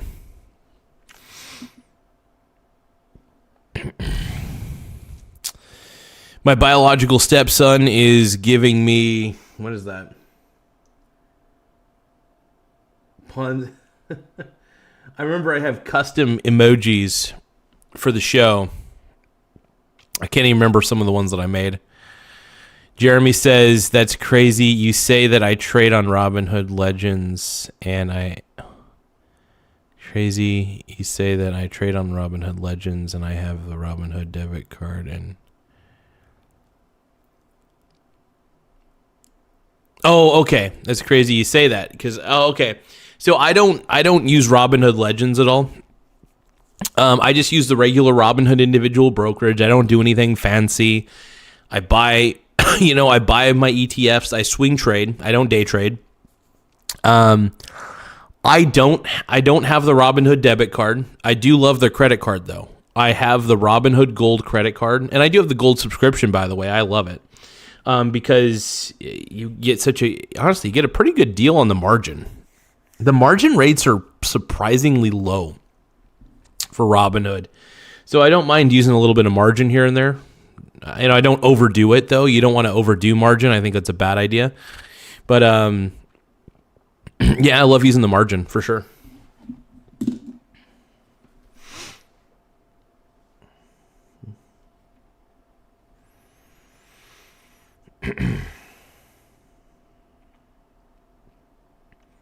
Oh no, dude. S-bit, my big tits, dude. It's going down. Baby, are you down, down, down, down, down? Yeah, what's great about S-bit is when it does drop, it's when I buy more of it because, like I said, I'm a little bit in the world of Bitcoin, but I don't believe in it at all. I still believe that Bitcoin is Clickcoin ultimately. And but yeah, I made a lot of money betting against it, so I'm pretty much playing with house money at this point, no matter what. I love being able to play with house money. That's the best part about it. Is I call it house money. It's kind of a gambling term, but it's pretty much it though. I've profited so heavily off of swing trading the S-bit that it's actually been really a golden opportunity for me. What is my credit score currently? At one point, it was nearly 800, but I did do a refinancing and I did accumulate a little more debt, but not by much. So I think I'm at like 740. What was my credit score at? Okay, hold on. So I'll take that back. I was never at 800, but on October 9th, I was at 786 for my credit score, and I got to admit, so I refinanced my loan, and what happened was it paid off the original loan, and then I put a new one in there. So that actually ended up taking a dip. So I was at 786 for my credit score. I was in excellent territory. And then all of a sudden, bam, 747, 749, and then now I'm at 730, which honestly is not bad because it's still in good credit range. I mean, I'll take good credit over bad credit any day. And I'm pretty much right there at the precipice of excellent credit. Let's see. But yeah, I definitely have, I make all my payments on time. I don't accumulate that much debt.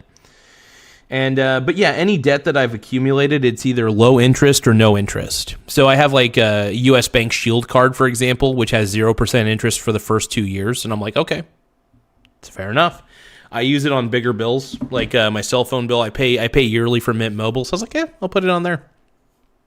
So I think for every 2 years, I'm always going to try to look for some sort of like low interest or no interest credit card. So that way for certain bigger bills, I could just put them on there and then just, pay monthly. But technically my Mint Mobile bill is literally only $30 a month. It's awesome.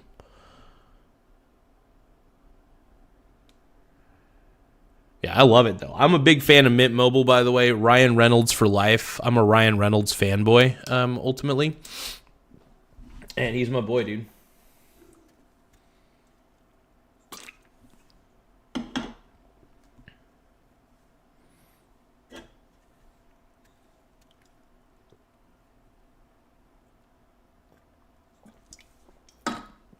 You guys love Ryan Reynolds too? I bet we got a few Ryan Reynolds fanboys in the house. Gotta.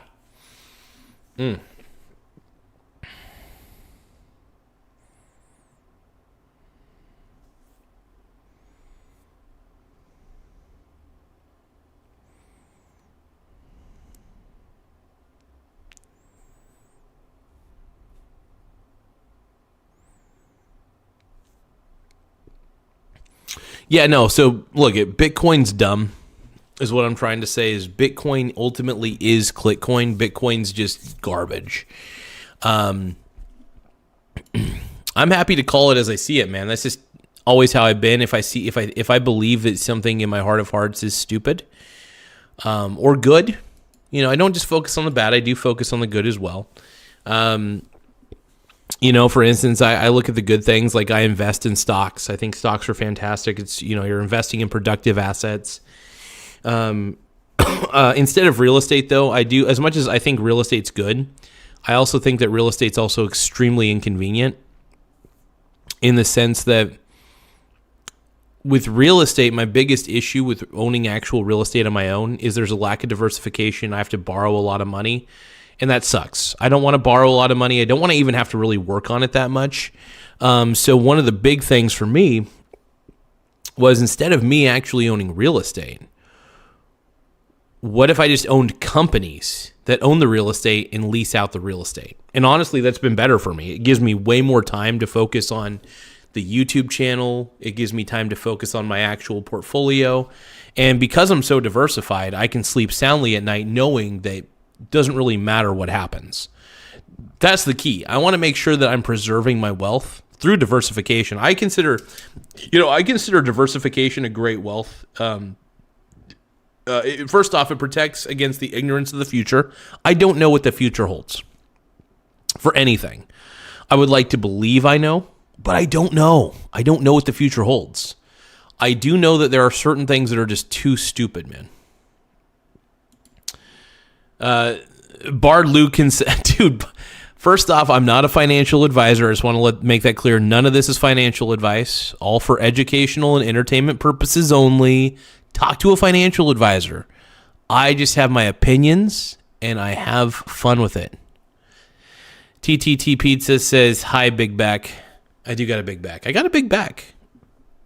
I got a big old back. Hell yeah. Make sure you guys subscribe to the PokeyCast_TV for donating the 100 gift. I appreciate the 100. Thank you, my brony brother. You're awesome. We've been getting lots of sexy gifts on here, man. Lots of sexy gifts.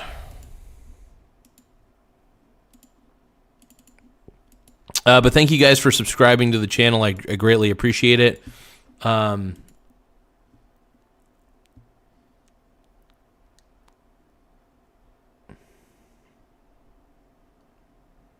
PokeCast TV says, I could tell you what the future holds.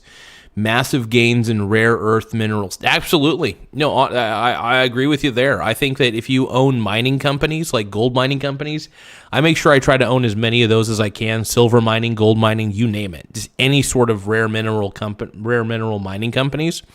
I mean, those are going to be huge, by the way. Jeremy, thank you for the thank you. I appreciate it. Give you a heart there. Much love. Let's give a shout out to Jeremy. By the way, make sure you guys subscribe to Jeremy's YouTube channel as well, for hooking a brother up with a thank you. That means a lot, man. That means a lot. The PokeCast TV says, because crypto is ass. Why? So Zach is asking, why are you hating on crypto? And then the PokeCast_TV responds with because crypto is ass. Abso-frickin-lutely, dude. Abso-frickin-lutely. Crypto is such garbage, dude. Crypto is grifto. This is something I say all the time. Crypto is grifto. Easy. Simple. I want to say again, thank you, Jeremy, for the thank you. And but I will also say this: you're welcome. I do love putting on a good show. I love talking to you guys about investing. I think investing is a good thing. I think my portfolio is more important than my career on YouTube. Believe it or not, I prioritize my portfolio over my YouTube channel. Seriously. I love doing YouTube. I'm obsessed with it. I always wanted to do like an AM radio show when I was younger because I listened to Phil Hendry. And I realized, I kind of realized that as I got older, I was like, well, radio's becoming a dinosaur.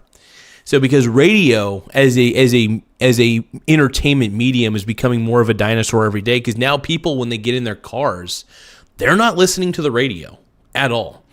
And it's funny because I was talking to my dad about this, and he was kind of mentioning a few things about, because I was talking to him about how, like, first off, radio is dead. Like, it's cool he's still in radio. I think it's because radio is still alive technically, because there are people who get in the car and they turn on their radio. There's still people out there who like to listen to the radio as they're driving instead, because not everybody has Bluetooth capabilities in their car. Totally understandable.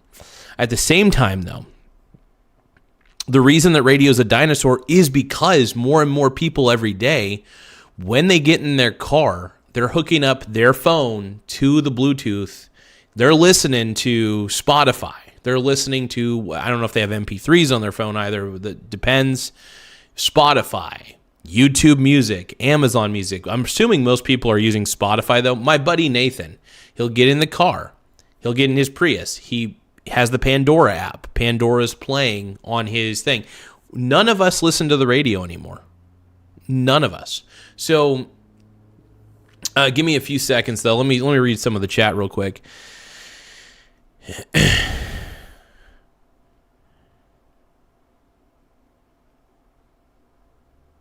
Okay, so PokeCast TV is saying, I'm telling you all right now, if you... Oh, yeah, no... Rare earth mineral companies that mine those things, incredible. Honestly, one of the smartest things you could probably do, in my opinion. Mining companies are very, very important to own. I could not agree with you more, brother. Could not agree with you more.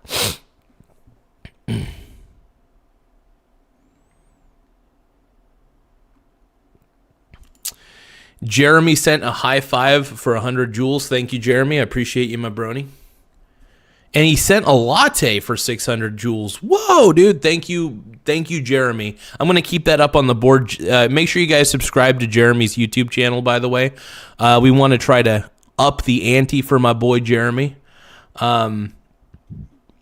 I know I don't think my boy's participating too much in the chat, but he is participating in the form of gifts. And I want to thank you for that latte, man. That'll let me buy a nice little cup of coffee. I don't ever go to coffee shops, by the way. I make all my own crappy coffee at home. Speaking of which, I'll probably make a brew here in a second. I do gotta take a tinkle real quick, so give me 1 second. I'll be right back. Gotta use the bathroom. I appreciate that. I appreciate that latte and that high five, man. Hold, first off, let me give you the high five. Boom, boom, boom. High five back. And then also, since you gave me a latte, it helps me afford more Monsters. So I appreciate that. Thank you.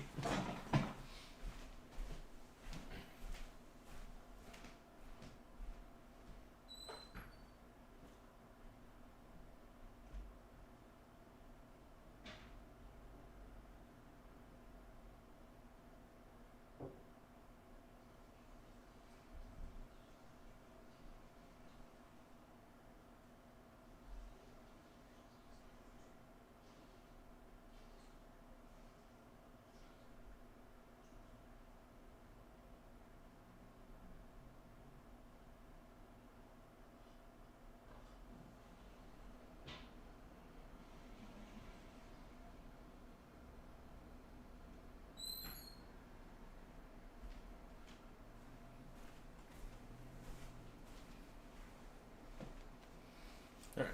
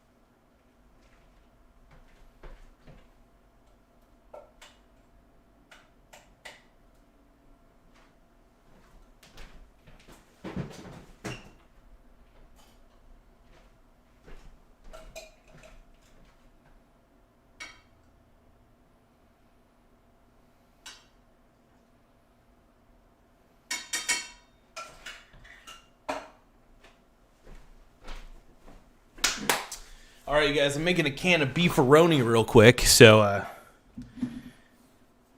and I'm putting putting a couple slices of cheese.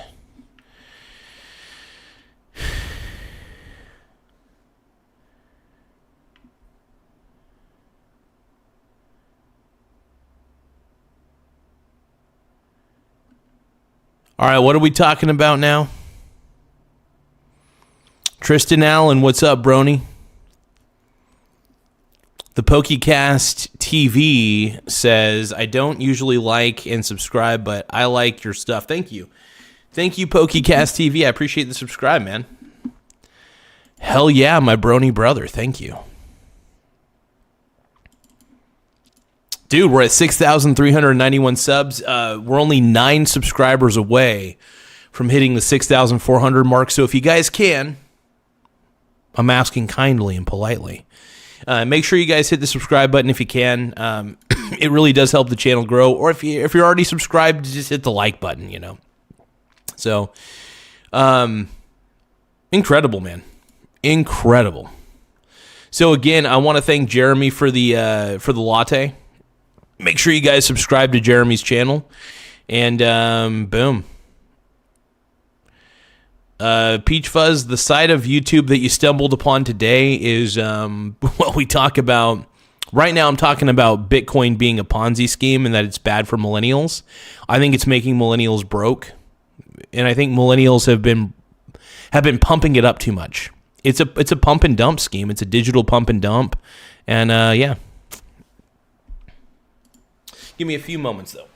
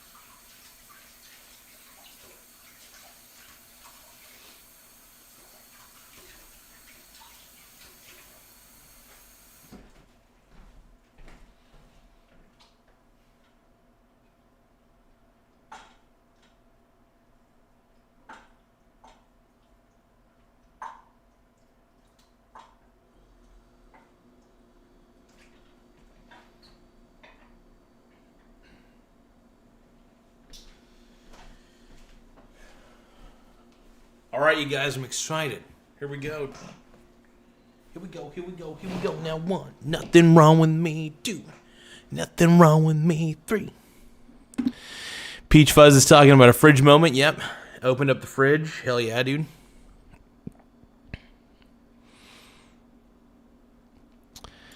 So Jeremy's asking, does anybody remember NFTs and how much of a scam that was? Some people paying millions of dollars, and shortly after, they're only worth like $20 exactly. You know, I feel like the entire crypto market is going to go the way of the NFTs. Seriously. NFTs are probably one of the biggest scams I've ever seen in my life. It's shocking how many people were openly accepting this Ponzi scheme. And that blew my mind, man. Like, it was one of those kind of like, it was definitely a mind-blowing moment. Give me a second here. I wanted to write down a thought real quick. Diversification is the key to wealth preservation. And if I was to elaborate on that statement, diversification is the key to wealth preservation, I would say diversification across multiple asset classes is the key to wealth preservation. Let's see. So Jeremy also says, honestly gives me virtual real estate. Honestly gives me virtual real estate vibes are like the people who buy land on the moon. Oh God. What? Is there something that is there something out there that lets people buy land on the moon? Are you kidding me? By the way, is that going to be a thing in the future where people can buy real estate on the moon?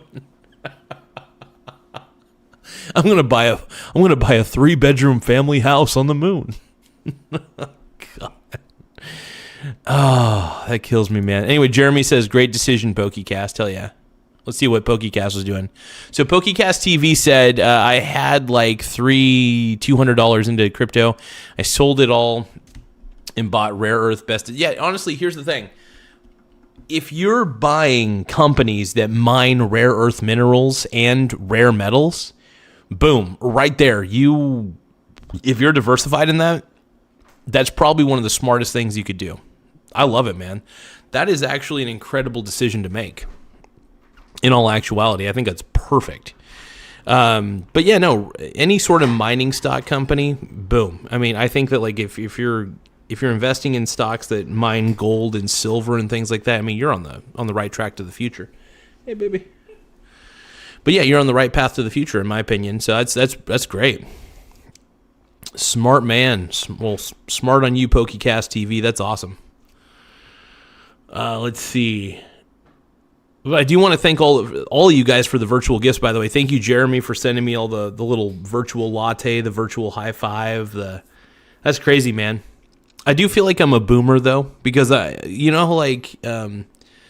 like when I say Riz, it sounds like a boomer is saying it, right? Like I got complete boomer vibes. Slay those goals, everybody. Slay those goals. But Jeremy says the One Piece is real. One Piece is a great anime, by the way. I think One Piece is a fantastic... I interrupted the thing. Hold on, let me put that back up here. The One Piece is real. Laugh out loud. The One Piece is real. No, One Piece is a fantastic anime. Hell yeah.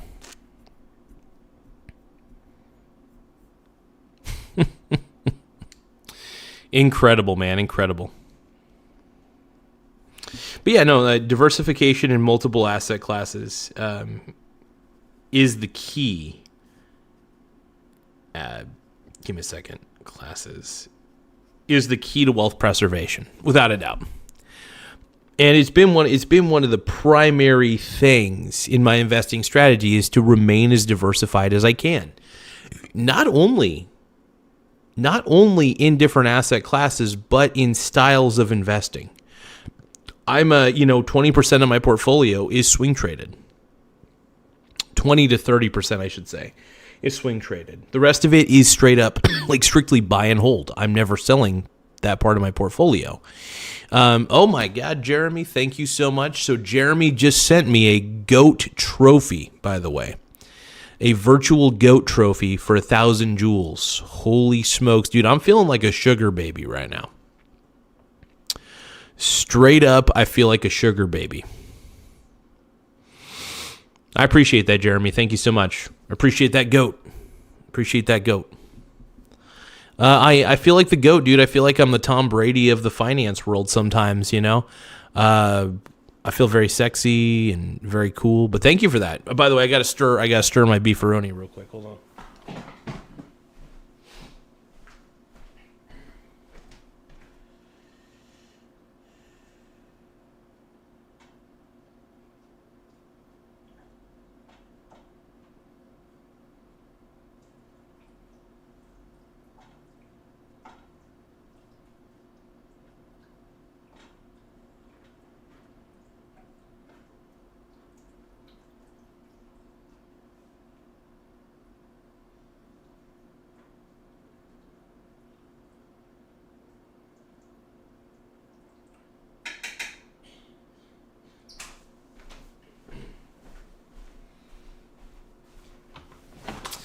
By the way, make sure you guys subscribe to Jeremy's channel. I appreciate all these virtual gifts, man. These are sexy. These are cool.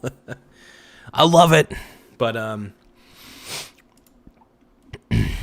yeah, these are wild, man.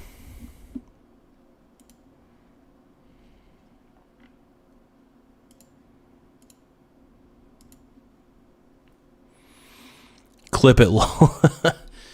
Let's see, Peach Fuzz says, straight up, I feel like a sugar baby. Gotta clip it, chat. Gotta clip it. Yeah, dude, you guys are like Bill Belichick, and I'm like, yeah, you guys are like my Bill Belichicks, dude. That's what I need to call you guys. Instead of calling you guys my brony brothers, I need to call you guys my Belichicks. Like I'm your sugar baby, basically, dude. Like hell yeah. I'm Bella. You guys are Belichick. I'm your young lady. Oh, that's hilarious, man. That's freaking hilarious. Holy crap. My Belichick brothers. That's what I'll call you guys from now on. Because I call you guys my brony brothers all the time. I got to call you guys my Belichick brothers, dude. My Belichick boys. Hell yeah. My Belichick daddies. That's what I'll call you guys. The Zaddies. But once again, Jeremy, thank you for the GOAT trophy. I appreciate it. I'm trying to be like the Tom Brady of YouTube, so hell yeah. I might even teach you guys how to play football, even though the only thing I know how to do is kind of catch the ball. Even that I'm not very good at. I do enjoy playing football, though, from time to time. I never played in high school, though, but, you know, I was too uncoordinated and a little too scrawny back in the day.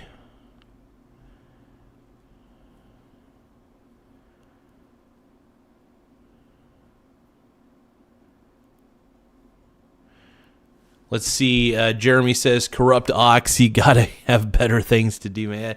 I don't know what this person's doing in the chat, but we'll let them do their thing. I'm not going to... Yikes. But let's see what else we doing here. I'm not going to freak out over it because I don't really give a shit at the end of the day. But yeah, I'm gonna end the stream here in a little bit just because I want to eat. I'm gonna go eat some lunch, and I'm gonna go hang out with my girl for a little bit and just kind of relax. And I'll probably do a live stream. I might even do a walk. I might walk around Coos Bay for a bit and give you guys like a little bit of a rundown of Coos Bay. Maybe do my usual walking. Jeremy says he played left tackle and right guard in high school. Football was fun. Hell yeah, dude. That sounds like a blast. Hell yeah. What a beast, dude. What a beast. But thank you again, Jeremy. Make sure you guys subscribe to our boy Jeremy on here. What a stud. Oh, what a beast. Oh, what a man. Oh, what a beast. Oh, what a man. Hell yeah, dude. All right, you guys, I will catch you later. Very fun stream. Let's see what Jeremy's saying here real quick. You got to let stupid people look stupid. Corrupt punishes themselves. Oh, yeah. Before I go, if you guys want to drop a gift or drop a like or drop a subscribe, you do what you got to do. But honestly, it's exciting. Hell yeah. We got 6,391 subs right now. If you guys can, tap the subscribe button. It really does help the channel grow in more ways than one. And we're really trying to get to that point. 6,400, man. 6,400. Let's roll.